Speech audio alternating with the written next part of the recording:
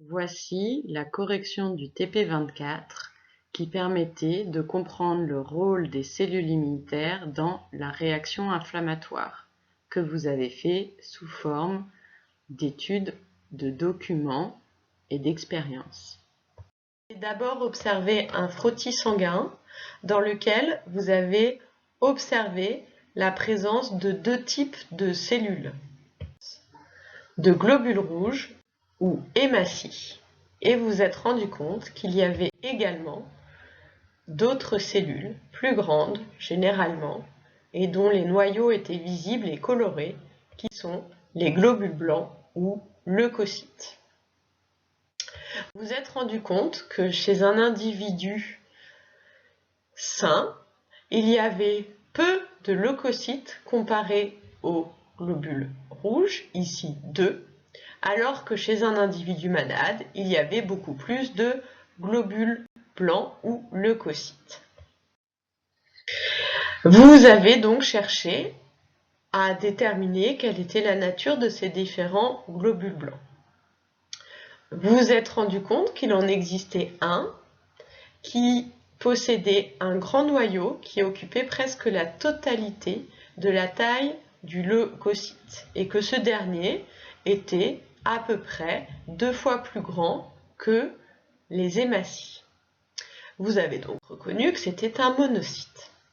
Vous vous êtes rendu compte aussi qu'il y avait un deuxième type de globule blanc chez l'individu sain. Celui-ci avait plusieurs noyaux présents et donc il s'appelait le polynucléaire. Vous pouvez aussi l'appeler granulocyte. Vous vous êtes rendu compte que chez un individu malade, nous observions les mêmes leucocytes en plus grand nombre. Celui-là présente plusieurs noyaux et donc s'appelle également le polynucléaire. Vous observez aussi des leucocytes ayant un grand noyau qui occupe une grande partie du cytoplasme, donc monocyte. Et puis vous observez un troisième type de leucocyte. Celui-ci a à peu près la même taille que les globules rouges, un noyau qui occupe également une grande place du cytoplasme. On les appelle des lymphocytes. Maintenant que vous avez observé les différentes cellules présentes dans un individu infecté ou non, c'est-à-dire vous avez observé qu'il y avait plus de leucocytes, vous avez dans un deuxième temps essayé d'observer au niveau d'une cellule, d'une réaction inflammatoire, ce qu'il se passait. Vous êtes donc intéressé à la peau d'un individu sain et d'un individu infecté. Vous vous êtes rendu compte que dans la peau d'un individu infecté se trouvait la présence de leucocytes qui contenaient plusieurs noyaux, mais dont le cytoplasme était également constitué de petits grains. Donc c'est pour ça qu'on les a appelés des granulocytes. Vous pouvez aussi les appeler des polynucléaires. Vous observez que dans un cercle, nous remarquons de nombreux ronds violets plus foncés qui correspondent aux noyaux. Donc de nombreuses cellules, de nombreux granulocytes. Dans un cercle de même diamètre, dans une peau non infectée, nous observons très peu, voire pas de noyaux. Les noyaux observés sont les noyaux des cellules du derme, donc de la peau.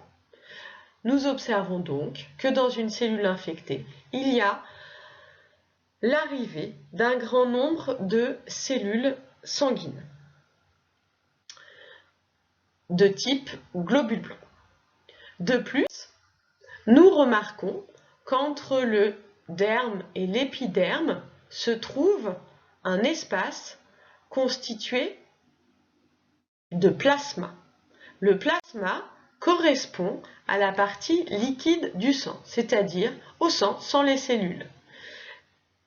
Ce plasma peut expliquer le gonflement, un des premiers symptômes de la réaction inflammatoire.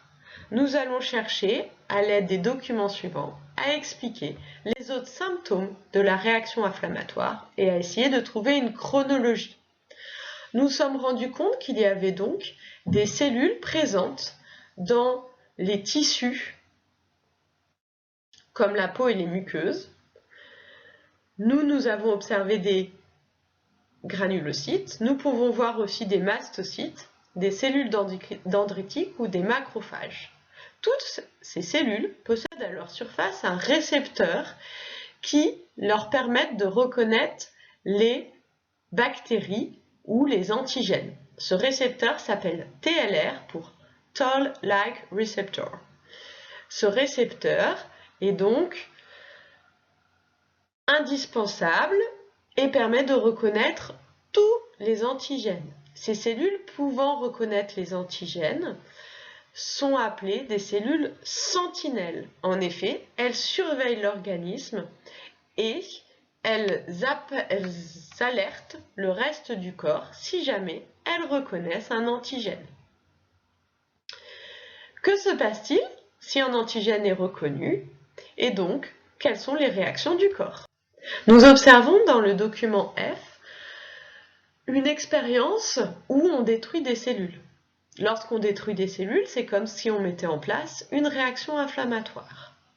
Après 1 heure, au niveau de ces cellules détruites, nous observons une coloration rouge. Or, d'après le document, on observe que la coloration rouge correspond à la présence de capillaires. On peut en déduire que suite à une réaction inflammatoire, il va y avoir un afflux de sang. Donc, ça va permettre la rougeur.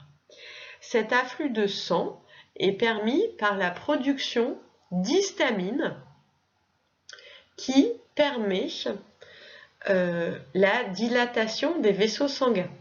Comme il y aura dilatation des vaisseaux sanguins, le diamètre des vaisseaux sanguins sera plus important et un plus grand nombre de globules rouges et de globules blancs pourront arriver au niveau de la zone inflammée. Ces histamines sont produites par les mastocytes, qui sont un type de cellules sentinelles. Au bout de 3 heures, on observe dans la même zone la présence d'une coloration verte. Or, la coloration verte correspond à la présence de globules blancs neutrophiles, c'est-à-dire des polynucléaires ou des granulocytes. On observe donc la présence de globules blancs. Ces globules blancs peuvent sortir du vaisseau sanguin et aller dans les tissus grâce à l'histamine libérée par les mastocytes. En effet, l'histamine permet d'augmenter la perméabilité vasculaire, d'après le tableau. Donc, s'il y a plus de perméabilité vasculaire, des cellules peuvent sortir du vaisseau sanguin pour aller dans le tissu. Cet afflux sanguin explique donc la rougeur. Maintenant que nous avons des cellules dans les tissus, nous allons essayer de comprendre ce qu'elles vont pouvoir faire.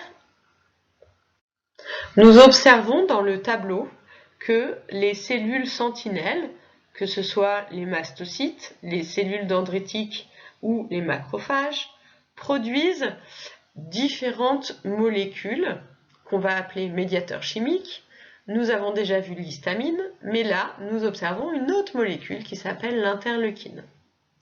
Cette interleukine, lorsqu'elle est produite en grande quantité, par exemple 500 nanogrammes par millilitre, permet d'activer environ 48% des monocytes, alors que lorsqu'elle est produite en petite quantité, 12,5 nanogrammes par millilitre, elles permettent d'activer seulement 23% des monocytes. Donc, ce médiateur chimique produit par les sentinelles va activer les monocytes. Mais que vont faire les monocytes? D'après le texte, les monocytes vont sortir des vaisseaux sanguins, vont aller dans les tissus et vont se différencier en macrophages. Nous avons donc la présence dans les tissus de macrophages. Or, d'après le tableau, le macrophage peut produire d'autres médiateurs chimiques, tels que la prostaglandine, qui va stimuler les fibres nerveuses nociceptives, c'est-à-dire les fibres nerveuses responsables de la douleur, et entraîner le troisième symptôme qui est la douleur. Mais également, les prostaglandines peuvent déclencher la fièvre, donc la chaleur, quatrième symptôme, puisqu'ils contrôlent les neurones de l'hypothalamus, responsables de la régulation de la température.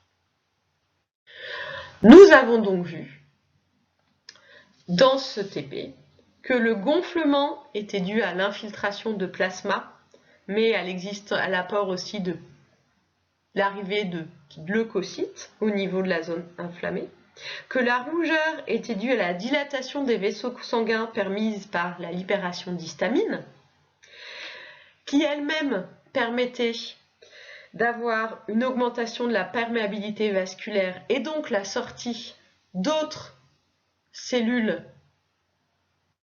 de l'immunité telles les monocytes, qui vont se transformer en macrophages sous l'effet des interleukines, qui vont libérer d'autres molécules de médiateurs chimiques telles que la prostaglandine, responsable de la douleur et de la fièvre. Nous avons donc, dans cette activité, expliqué les différents symptômes de la réaction inflammatoire. Nous verrons prochainement comment les macrophages arrivent au niveau de la réaction inflammatoire à se débarrasser des antigènes.